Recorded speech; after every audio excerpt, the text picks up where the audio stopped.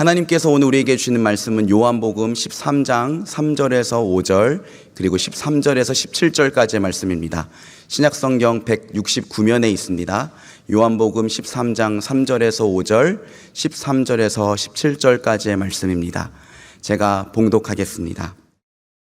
저녁 먹는 중 예수는 아버지께서 모든 것을 자기 손에 맡기신 것과 또 자기가 하나님께로부터 오셨다가 하나님께로 돌아가실 것을 아시고 저녁 잡수시던 자리에서 일어나 겉옷을 벗고 수건을 가져다가 허리에 두르시고 이에 대야에 물을 떠서 제자들의 발을 씻으시고 그 두르신 수건으로 닦기를 시작하여 13절입니다. 너희가 나를 선생이라 또는 주라 하니 너희 말이 옳도다. 내가 그러하다. 내가 주와 또는 선생이 되어 너희 발을 씻었으니 너희도 서로 발을 씻어주는 것이 옳으니라. 내가 너희에게 행한 것 같이 너희도 행하게 하려 하여 본을 보였노라. 내가 진실로 진실로 너희에게 이르노니 종이 주인보다 크지 못하고 보냄을 받은 자가 보낸 자보다 크지 못하나니 너희가 이것을 알고 행하면 복이 있으리라. 아멘. 르네상스의 대표적인 화가인 레오나르도 다빈치가 있습니다. 레오나르도 다빈치가 그린 대표적인 그림 중에 하나가 최후의 만찬이라는 작품입니다. 오늘 요한복음 13장을 근거로 해서 그린 그림이지요. 이 작품은 이태리의 밀라노에 있는 어떤 성당, 식당 벽에다가 그린 그림이에요. 가로가 한 9m 되고 또 세로가 4m 60이니까 대단히 큰 작품입니다. 그런데 이 최후의 만찬이 걸작품하고 관련해서 이런 전설 이야기 하나가 전해지고 있습니다. 12제자가 그 그림에 등장을 하는데요. 그 12제자 한 사람 한 사람에 관한 모델을 다 정해서 그 모델을 보고 그렸다. 이제 이런 이야기입니다. 근데 다 그렸는데 맨 마지막에 두 사람을 못 그렸대요. 하나는 예수님 모델, 또 하나는 가룟 유다 모델입니다. 그래서 열심히 찾아다니다가 밀라노의 한적한 시골 교회의 어떤 성당에서 한 청년이 무릎을 꿇고 기도하고 있는 모습을 발견했습니다. 그 모습이 너무도 아름다워서 이 사람이면 예수님의 모델로 적격이겠다 해서 예수님 모델로 삼고 그림을 그렸어요. 이제 남은 것은 가룟 유다의 모델입니다. 찾지를 못했습니다. 어쩌다가 이태리 수도인 로마 뒷골목에 가서 한참 술에 취한 술주정뱅이 한 사람을 만났습니다. 술로 온 몸이 쪄들어 있는 사람, 어둠의 기운이 풍기는 그런 사람, 그 얼굴 보니까 방탕과 탐욕으로 가득 차 있는 그런 사람이에요. 이 사람이야말로 가룟 유다의 모델이 되겠다. 그래서 그 사람에게 부탁을 했습니다. 모델을 줬습니다. 그림을 이제 그리기 시작했습니다. 그런데 깜짝 놀랐습니다. 바로 이 사람이 몇 년 전에 예수의 모델로 자기가 그렸던 바로 그 청년이었다는 겁니다. 이게 하나의 전설입니다. 이야기입니다. 하지만 이야기의 핵심은 아주 분명해요. 그럼 뭡니까? 사람이 변했다는 것입니다. 아마 여기 가룟 유다도 처음에 예수님을 따르기 시작했을 때는 진심이었을 겁니다. 그리고 순수한 열정을 가지고 예수님을 쫓기 시작했을 겁니다. 그런데 지금 3년 뒤에 예수님이 십자가 가시기 바로 직전입니다. 완전히 변했습니다. 여기 오늘 읽은 그 본문 바로 앞에 보면 2절에 이런 말이 나와 있어요. 마귀가 유다의 마음속에 예수를 팔려는 생각을 집어넣었다. 마귀가 유다의 마음 깊은 곳에 예수를 팔자, 넘기자, 팔려는 생각을 이미 집어넣었대요. 참 이거야말로 마귀의 가장 어떤 성공적인 전략이 아닐까. 왜냐하면 예수와 가장 가까이 있는 사람, 예수님의 제자마저도 3년 동안 따라다니고 난 뒤에 결론이 이 사람을 배반하는 것이다, 등을 돌린다. 그러면 과연 누가 이 사람의 말을 믿겠냐 이 말이죠. 하나님 나라에 굉장한 치명타를 가하는 거지요. 근데 유다가 거기에 선정이 됐습니다. 의문은 이겁니다. 왜 유다가 이렇게 막판에 예수를 배반하게 되었을까? 이유가 뭘까? 이 성경을 보면 유다는 예수님과 일행이 이제 함께 움직이면서 여행을 쭉 해왔는데 그 돈 주머니를 맡은 사람입니다. 회계 담당이에요. 여러분 아무나 이 회계를 맡기겠습니까? 그러니까 무리 중에서 똑똑한 사람, 머리가 잘 돌아가는 사람, 그리고 합리적인 이런 사람이었으리라고 짐작이 갑니다. 그런데 또 한편으로 보면 유다는 돈을 좋아하는 사람이었대요. 요한복음 이 바로 앞에 12장을 보면 예수님이 예루살렘으로 오는 중에 베다니라는 말을 들렸어요. 근데 그 베다니에는 평소에 예수님이 교제하고 아끼던 3남매가 살고 있었습니다. 나사로와 마르다와 마리아예요. 그런데 예수님이 그 집에 가 있을 때에 막내인 마리아가 향유가 가득 든 옥합병을 가지고 와서 그 향유를 예수님 발 위에 붓고 자기 머리털로 부으면서 식히는 장면이 나와 있어요. 이 장면을 보고 제자들이 마음이 불편했는가 봐요. 그 중에서 유다가 썩 나서서 말합니다. 화를 내면서 그런 말을 했대요. 유다가 왜 이 아까운 향유를 300데나리온이나 되는데 허비하느냐. 차라리 이것을 팔아가지고 그 가난한 사람들에게 나눠주면 좋지 않았겠는가. 당시에 하루 노동자 임금이 1데나리온이었습니다. 노동자 거의 1년 일해야 벌 수 있는 큰 금액의 향유였습니다. 왜 허비하느냐. 근데 거기 보면 그런 말도 나와요. 이건 유다가 가난한 사람을 생각해서 한 말이 아니고 이 사람은 돈을 좋아하고 돈을 사랑하고 돈이 아까워서 그런 거래요. 돈꾀에서 돈을 훔쳐가기도 했다. 이런 말도 있어요.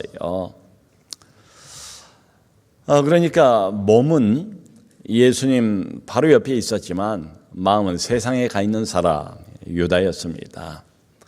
예수님하고 상당히 근접거리에 가까이는 있는데 여전히 세상 욕망으로 차 있는 사람이 바로 유다였습니다. 12제자 다 그런 것처럼 유다도 그랬을 겁니다. 처음에는 이분이 이스라엘의 메시아가 맞다. 결국 우리 민족을 로마의 압제로부터 구원해낼 것이다. 예루살렘에 올라가면 왕 위에 등극을 할 것이다. 그리고 그때가 되면 우리도 다 뭔가 좀 한 자리씩은 얻을 수 있지 않을까. 그런 기대감을 가지고 여기까지 따라왔습니다. 그런데 웬걸요? 가면 갈수록 이상한 말씀을 자꾸 하세요. 이해도 안 가고 매우 어두운 말씀을 하십니다. 본인이 죽어야 된다는 거예요. 그걸 반복해서 말씀을 하세요. 또 십자가에 내가 죽어야 된다 이런 말씀을 하세요. 참 그러니까 이때쯤 해서는 뭔가 승리, 정복, 영광 이런 말씀을 하셔야 되는데 매우 약한 말씀만 계속 하시는 거예요. 죽으면 어쩌란 말인가? 예수님을 메시아로 알고 쫓아온 우리들은 어쩌란 말인가? 이런 의문도 들고 유다 마음속에 점점 의문이 들기 시작했습니다. 혹시 내가 사람을 잘못 본 것 아닌가? 지난 3년을 내가 허비한 것 아닌가? 이 사람이 메시아가 아닌 것은 아닌가? 이렇게 가다가는 어쩌면 내 인생은 종실지도 모른다. 이 사람이 아니라면 엉터리가 거의 분명해 보인다. 차라리 내가 먼저 선수를 쳐서 이 사람을 팔아넘기자. 이렇게 생각을 한 거지요. 참 여러분 이거야말로 신앙의 비극입니다. 우리 신앙의 불행이기도 해요. 왜 이게 비극이고 불행인가 하면은 그 누구보다도 예수님과 가까이에 있잖아요. 정말 물리적으로 예수님과 근접거리에 있는 사람이에요. 우리도 겉으로 보면 예수님과 굉장히 가까워 보이는 사람들이 있어요. 그런데 그러면서도 예수가 정작 누군지를 제대로 알지를 못해요. 그러니까 비극이죠. 지난 3년 동안 예수님을 따라다니면서 복음을 다 들었습니다. 예수님이 행하신 기적을 다 보았습니다. 그리고는 자신도 나가서 전도 여행을 하면서 예수 이름으로 귀신도 쫓고 그리고 병자도 고치지 않았습니까? 하나님의 권능을 맛보기도 했어요. 그걸 경험을 했어요. 그리고 난 뒤에 배반해버리는 겁니다. 참 이런 걸 보면 인간의 어둠이라는 게 얼마나 깊고도 또 깊은 것인가. 여러분, 유다가 지금까지 매우 순수하고 참 강한 믿음을 가지고 여기까지 오다가 갑자기 이렇게 뒤집어진 게 아닙니다. 결코 아니에요. 유다는 성경을 보면 이미 그 전부터 언제든 예수님을 배반할 만한 여지를 늘 가지고 있는 사람이었어요. 왜냐하면 예수님을 따르긴 해도 그 가치관이 바뀌질 않았어요. 여전합니다. 많은 사람들이 지금도 교회를 정기적으로 출석을 합니다. 교회 나와서 예배를 드립니다. 그리고 한 걸음 나가서 봉사도 합니다. 근데 문제는 뭔가 하면 그 사람의 가치관이 바뀌지를 않았어요. 어떤 사람이 인생을 실제로 좌지우지하는 것은 그 사람의 가치관입니다. 교회는 나오고 신앙 고백을 하면서도 여전히 돈 중심의 가치관, 나 중심의 가치관을 벗어나지를 못했습니다. 그러면 기회가 오면 언제든지 예수를 배반할 수가 있어요. 여러분, 실제로 우리는 살아가면서 이런 어떤 질문에 많이 맞닥뜨리게 됩니다. 선택의 기로에 많이 선다고 할까요? 그러니까 돈이냐 예수냐, 내 자존심이냐 예수냐, 내 생각이냐 아니면 예수냐, 내가 갖고 있던 기득권이냐 아니면 예수를 선택할 것이냐, 뭐 이런 질문에 많이 맞닥뜨리게 됩니다. 여러분, 마귀는 호시탐탐 우리를 노립니다. 기회를 엿보고 있어요. 마귀는 한 사람 한 사람의 약점을 너무도 잘 압니다. 그게 마귀예요. 그리고 그 약점을 집요하게 공략을 합니다.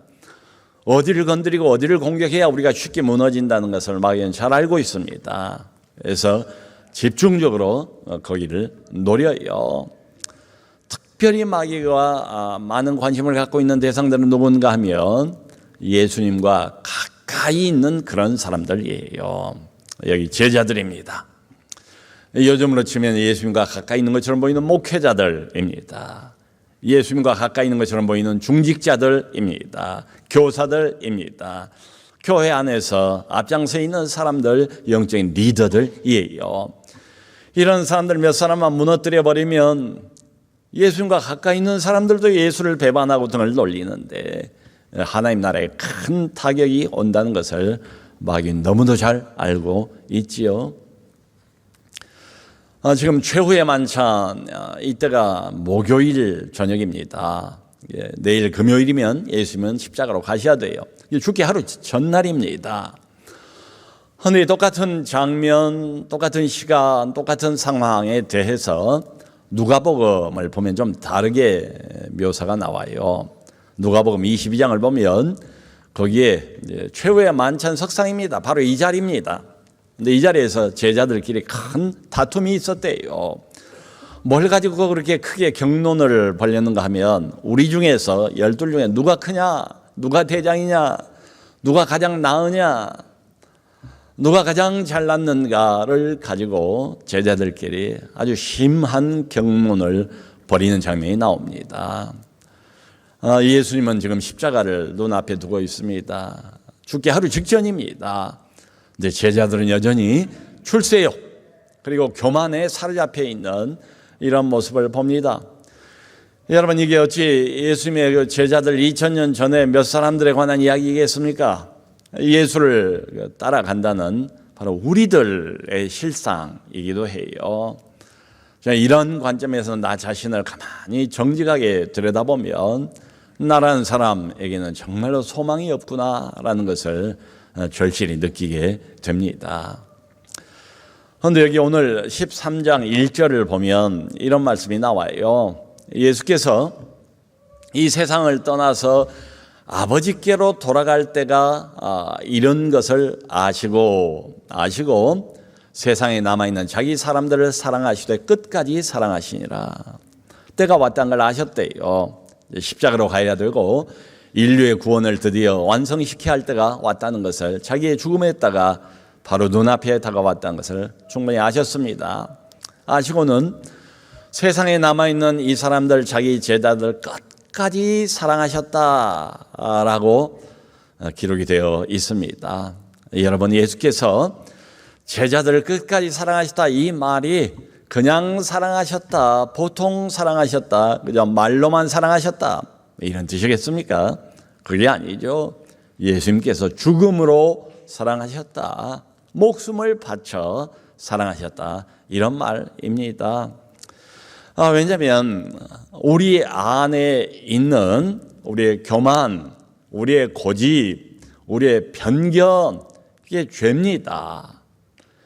이게 그야말로 고질병이에요. 우리 영혼의 고질병입니다. 이걸 아무도 못 고쳐요. 다른 사람도 이걸 고치지를 못하고 나 스스로도 이런 것들을 고치지를 못합니다. 우리 안에 여전히 꿈틀거리고 있는 교만, 고집, 편견, 이런 것들 말이에요. 그러므로 이런 것들은 오직 한 가지, 예수님의 죽음으로만 커버가 될 수가 있습니다. 예수님의 십자가의 보혈의 피 흘림으로만 씻겨질 수가 있어요. 다른 방법이 없어요. 그래서 끝까지 사랑하셨다라고 말하고 있습니다. 한 20년 전입니다만은 여기서 가까운 분당에 한신교회라는 그 교회가 있어요. 그 교회를 오랫동안 담임하셨던 이중표 목사라는 분이 있습니다. 20년 전에 작고하셨어요. 그런데 그분이 이제 표방한 신학이 뭔가 하면 소위 별세 신학입니다. 별세라는 건 이제 죽는다는 뜻이잖아요. 예수님이 별세하셨잖아요. 이거 뭔가 하면 예수님께서 결국 별세하시고 죽으심으로 인해서 구원을 완성하지 않았는가? 마치 그런 것처럼 우리도 신앙생활을 제대로 잘하려면, 목회를 제대로 잘하려면 다른 방법은 없다. 우리가 죽어야 된다. 우리 자아가 죽어야 된다. 자아의 죽음을 표방을 한 겁니다. 그게 이제 별세 신학이에요. 그런데 이분이 이 별세 신학을 크게 깨닫게 된 계기가 있었대요. 이제 젊을 때 목회를 하는데 그 교회 안에 한 성도가 그냥 사사건건 투집을 잡더라는 거예요. 이러면 이렇다, 저러면 저렇다 말이죠. 그래서 얼러도 보고 달래도 보고 강하게 이야기도 해보고 그런데 도통 통하질 않아요. 그래서 하루는 정말 비장한 각오를 갖고 하나님 앞에 엎드려서 기도를 했답니다. 하나님, 정말 이 사람 때문에 내가 못 견디겠습니다. 이 사람을 다른 데로 보내주십시오. 다른 데로 보내주시든지 아니면 저 사람의 저 못된 버릇을 고칠 수 있는 능력을 내게 주십시오 라고 간절히 기도를 했대요. 그런데 하나님이 응답을 하셨답니다. 이렇게 말씀을 하시더래요. 애야, 하지 마라. 그 사람의 그 버릇 그거 못 고친다. 나도 못 고쳤다. 그 버릇 나도 못 고친다. 나도 못 고쳤다. 그래서 내가 십자가를 질 수밖에는 없었단다 라고 말씀을 하셨대요. 그래서 이제 거기서 이분이 크게 깨달은 거예요. 여러분, 우리는 이 십자가를 그저 당연한 것으로 받아들입니다. 교회 나오면서부터 들은 이야기가 십자가 아닙니까? 그러니까 당연한 것으로 그냥 받아들여요. 그런데 뭔가 모르게 좀 막연하게 느껴지는 사람들도 많이 계시는 것 같아요. 십자가 당연한 것이지만 하나의 교리, 기독교 교리로 생각을 하고 그것뿐이다, 이렇게 생각을 하는 사람들도 있을 거예요. 근데 절대로 그렇지가 않습니다. 여러분, 십자가는 매우 실제적인 것입니다. 예수님이 왜 죽으셨는가? 왜 십자가가 필요했는가? 바로 내 고집, 내 교만, 내 강팍함, 내 완악함, 아무리 애를 써도 변하지 않고 바꿔지지 않는 나의 못된 버릇들, 나의 죄악들, 이것들 때문에 다른 방법이 없으니까 예수께서 대신 죽으신 거지요. 예수님께서 실제로 이 모든 것들을 다 짊어지시고 십자가로 끌고 가셔서 쾅쾅 못을 박으시고 그리고 죽으셨어요. 여러분, 여기 나와 있는 이 제자들 면면을 한번 보세요. 유다가 예수님을 팔지만 배반하는 사람이 어찌 유다뿐입니까? 앉아있는 12명 모두가 다 조금 있으면 다 나몰라라 하고 다 도망갈 사람들 아닙니까? 다 배반할 사람들 아닙니까? 이렇게 보면 다들 50보 100보예요. 오합지졸들이에요. 그런데 이 오합지졸들과 같은 제자들 예수께서 죽음으로 다 카바를 하십니다. 어느 한 사람 믿을 만한 사람이 없어요. 신뢰할 만한 사람이 누가 있습니까? 정말로 별 볼 일 없는 제자들, 믿음이 1도 없어 보이는 제자들, 초라해 보이는 이런 제자들, 그런 제자들을 끝까지 사랑하셨다고 그러잖아요. 사랑하시니까 은혜로 이 제자들을 품고 계속 데리고 가시는 거지요. 이 제자들 은혜로 품고 죽음으로 품고 데리고 가신다. 그걸 여실히 보여주는 게 바로 오늘 제자들의 발을 씻긴 사건입니다. 세족식이에요. 여러분, 당시 유대 나라는 먼지가 많이 날리는 그런 땅이었습니다. 유대 사람들은 주로 밖에 나가서 샌들을 많이 신고 다니잖아요. 이게 밖에 좀 돌아다니다가 들어와 보면 금방 발이 더러워져요. 그래서 항상 그 집 맨 앞에는 물동이와 대야가 놓여져 있었습니다. 그리고 귀한 손님이 오면 그 집에 종이 그 손님의 발을 씻겨주는 게 관례였어요. 그런데 여기 보니까 예수님께서 마치 종처럼, 미천한 종처럼 제자들의 발을 하나씩 씻겨 나가는 거예요. 자, 그런데 예수님께서 이 발을 씻기기 시작하는 순간이 언제였는가? 이걸 좀 주목하는 게 필요합니다. 여기 3절을 보면 이렇게 나와 있어요. 언제 예수님께서 발을 씻기기 시작하는가 하면 아버지께서 자신에게 모든 것을 주셨다는 것을 아시고 이렇게 되어 있습니다.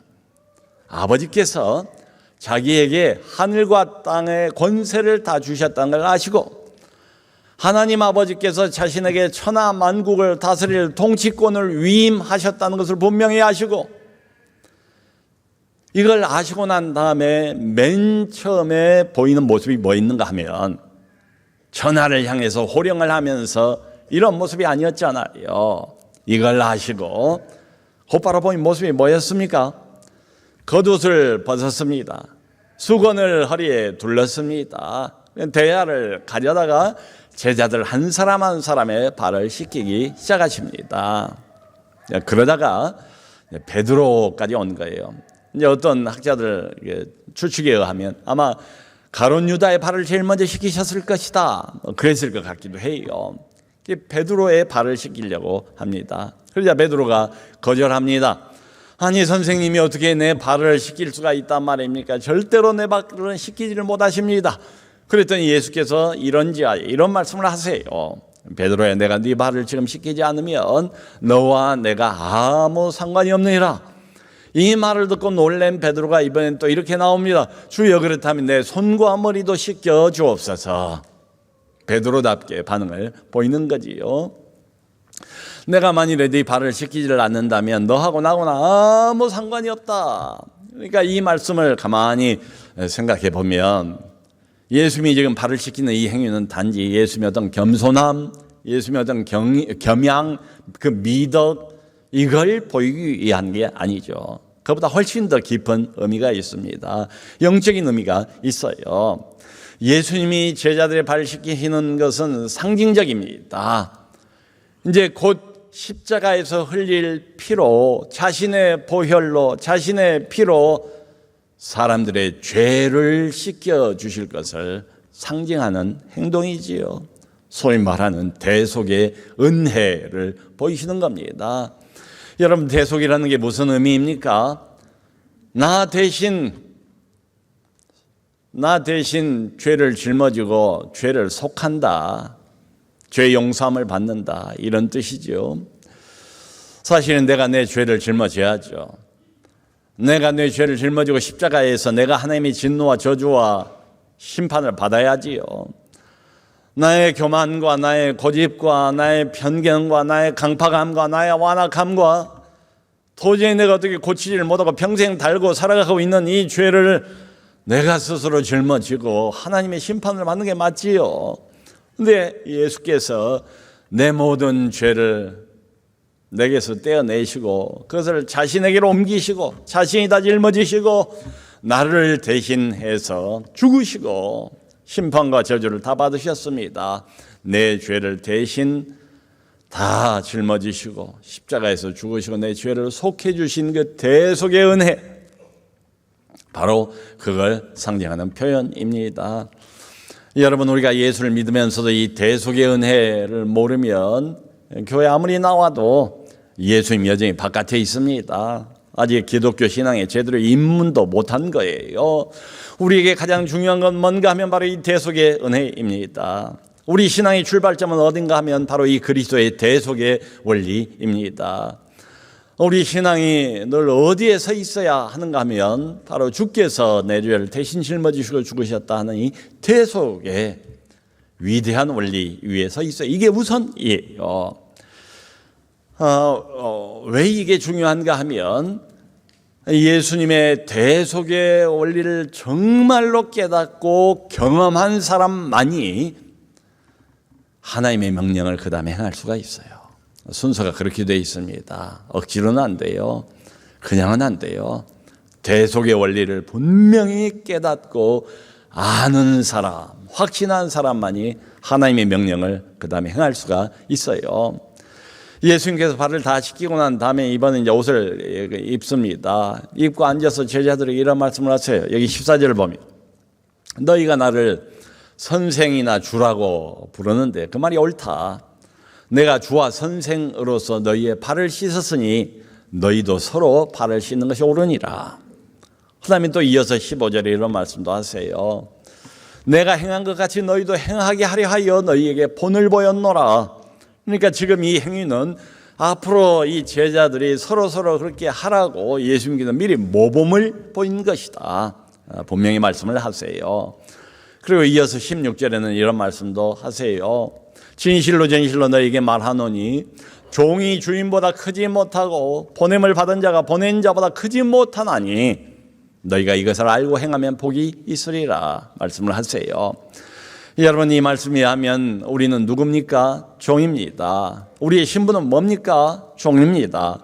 예수님께서 우리에게 규정해 주신 우리의 정체성은 뭡니까? 그것은 종입니다. 그게 우리의 정체성이에요. 자, 그래서 이런 질문이 나옵니다. 우리는 종인데 하나님이 우리의 신분과 위치를 그렇게 정해 주셨어요. 우리는 종인데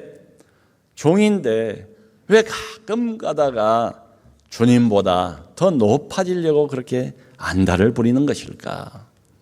우리는 종인데 주인 되시는 주님께서도 말씀하시기를 인자는 머리 둘 곳이 없다고 말씀하셨는데 우리는 왜 종인데 더 큰 것을 달라고, 더 많은 것을 달라고, 더 큰 집을 달라고 그렇게 아우성을 부리는 것일까? 우리는 종인데 주님이 우리에게 분명히 정해주신 우리의 신분과 입시는 종인데 예수께서는 마치 미천한 종처럼 제자들의 발까지 씻기셨는데 왜 우리는 다른 사람들에게 내 발을 씻기지 않느냐고 그렇게 성화를 부리는 것일까? 여러분, 후진국은 우리나라는 이제 이미 후진국에서 오래전에 벗어났습니다. 근데 후진국을 보면 여전히 후진국은 경제적으로 악순환이 반복이 돼요. 아무래도 후진국이니까 생산성이 낮지요. 생산성이 낮다 보니까 소비도 낮습니다. 소비가 낮으니까 투자가 약하고, 투자가 약하다 보니까 또 생산성이 또 낮아지고, 이래서 자꾸 악순환만 반복이 된대요. 그래서 이럴 때는 정부가 나서야 한다는 말도 합니다. 정부가 뭔가 대단히 그 경제 정책 같은 것을 벌여서, 국책 사업을 벌여서 어떤 자금의 흐름을 원활하게 할 필요가 있다는 거예요. 예를 들어서 1930년도에 미국의 대공황이 왔습니다. 많은 사람이 일자리를 잃어버렸어요. 미국 경제가 침몰 직전입니다. 그때 루스벨트 대통령이 정책을 맡았습니다. 루스벨트의 성공적인 정책 중에 뉴딜 정책이라는 게 있어요. 그러니까 미국의 여러 국책 사업, 그 중에 하나 이제 테네시강 이런 큰 강 유역을 개발하는 사업을 일으키고 국책 사업을 일으키는 거예요. 수백만 개의 일자리를 그때 창출했습니다. 그리고 수천만 명의 미국인들에게 혜택이 돌아가도록 만들었어요. 그래서 미국 경제가 다시 원활한 흐름을 타고 회복되고 살아나는 계기가 되었습니다. 바로 그런 것처럼 일종의 이제 펌핑 이론이라고도 하더군요. 펌프질 하는 것처럼 이런 게 필요하다. 여러분 어렸을 때 아마 여기 나이 드신 분들은 그 기억이 있을 거예요. 집집마다 그 마당에 작두 펌프가 있었습니다. 작두물 펌프가 있었어요. 저도 어렸을 때 늘 작두물 펌프를 움직여서 시원한 지하수를 끌어올려서 마셨던 기억이 있어요. 얼마나 청량하고 얼마나 상쾌한 물 맛이었는지 모르겠어요. 자, 그런데 어렸을 때 작두물 펌프를 처음부터 아무리 이걸 움직여도 물이 안 나와요. 어떻게 해야 됩니까? 물이 나오게 하려면 먼저 물 한 바가지를 거기에 부어야 돼요. 마중물을 부어야 돼요. 그리고 이걸 움직여야 시원하게 지하수물이 그때부터 끌어올려지게 됩니다. 마치 정부가 큰 경제 정책을 벌여서 마중물을 부었을 때에 경제가 원활하게 돌아가는 것처럼 이게 영적인 면에서도 이런 게 필요합니다. 작두물이 필요해요. 마중물이 필요해요. 교회 안에서도 일종의 마중물이 필요해요. 섬김의 마중물, 사랑의 마중물.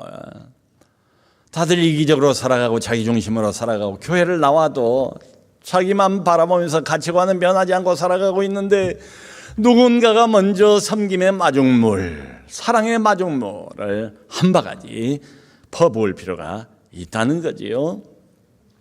여러분이 책을 쓰고 있는 그 사도 요한은 여기 성경을 보면 예수님의 사랑을 가장 많이 받은 제자 이렇게 소개가 되어 있어요. 이 요한이 쓴 책이 요한복음뿐만 아니에요. 뒤에 보면 요한 1서, 요한 2서, 요한 3서, 요한 서신을 또 요한 사도가 썼어요. 그 요한 1서를 보면 얼마나 사랑에 대한 이야기가 많습니까? 형제들아 우리가 서로 사랑하자. 하나님은 사랑이시니 우리가 그를 사랑한 것이 아니요 그가 먼저 우리를 사랑하셨습니다. 형제들아 우리가 말과 입술로만 사랑하지 말고 우리의 행함과 진실함으로 사랑하자. 사랑 이야기를 많이 해요. 사랑의 사도로 바뀌어졌습니다.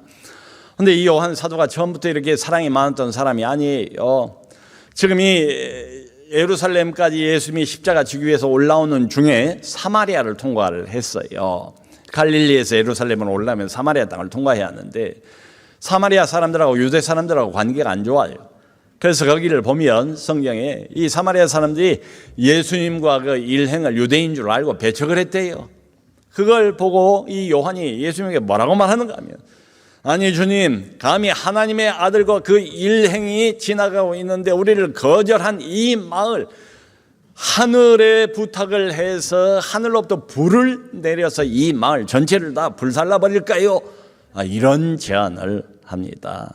예수님이 호되게 꾸지람을 하시죠. 정신없는 말을 한 거예요.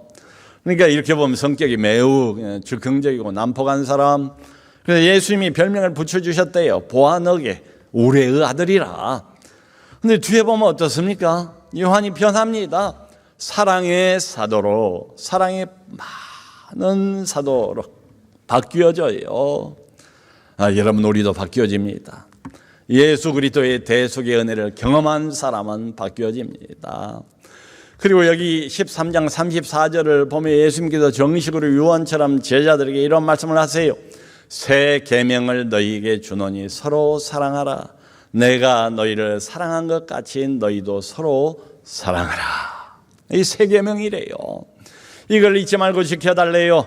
예수님이 이렇게 직접 대놓고 명령형으로 말씀하신 것은 거기가 유일한 것 같아요. 새 계명을 너희에게 준다. 서로 사랑하라. 근데 단서 조항이 뭔가 하면 내가 너희를 사랑한 것 같이. 참 우리는 이 말씀을 읽으면서도 참 말씀이 참 귀하다 좋다는 생각은 가지면서도 이걸 내가 어떻게 실행할 수 있으랴. 그냥 사랑도 아니고 보통 사랑도 아니고 내가 너희를 사랑한 것 같이. 아니 우리가 연약한 인간인데 너도 나도 다 도토리 키재기인데 거기서 거긴데 우리의 연약함과 부족함을 주님이 충분히 아시는데 이런 무지랭이 같은 사람들에게 요구하시기를 내가 너희를 사랑한 것 같이. 예수님이 무한한 사랑으로 품으시고 죽음으로 이 제자들을 껴 안으시고 은혜로 끌어가신 것처럼 그런 사랑을 우리에게 요구하시니 주여 우리가 이걸 어떻게 감당할 수 있겠는가. 내 자신을 바라보면 절망이 옵니다. 낙심이 옵니다. 좋은 소리긴 한데 올라가지도 못할 그림의 떡이다. 올라가지 못할 나무다. 이런 생각만 들어요. 맞습니다, 여러분.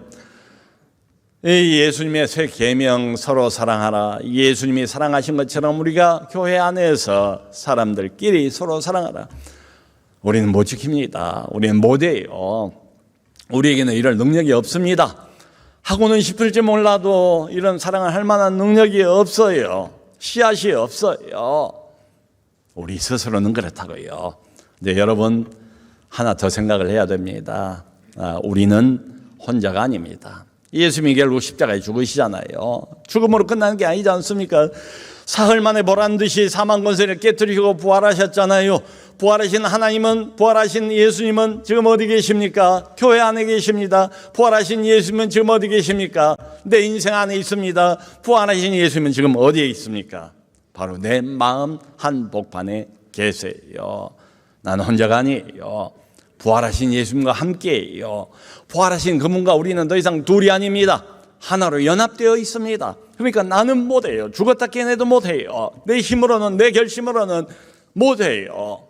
그러나 내 안에 살아계신 예수님, 내 안에 지금도 실시간으로 역사하고 계시는 부활하신 그 주님, 그 주님을 믿는 믿음으로 주여 나는 못하지만 주님은 아십니다. 주여 나는 한없이 연약하지만 주님은 한없이 강하십니다. 주여 나는 홀로 이 명령을 받는 게 아니고 이 명령을 주신 주님께서 내 안에서 믿음으로 이 명령을 수행하신 줄로 믿습니다. 나를 붙들고 수행하실 줄로 믿습니다. 내 손과 발을 사용하실 줄로 믿습니다. 내 마음을 사용하실 줄로 믿습니다. 여러분 우리는 못합니다. 스스로 못해요. 내 안에 여전히 살아계신 주님을 믿는 믿음으로 서로 섬기고 서로 사랑하고 귀한 섬김의 마중물이 되는 우리 모두가 될 수 있기를 주님의 이름으로 축원합니다.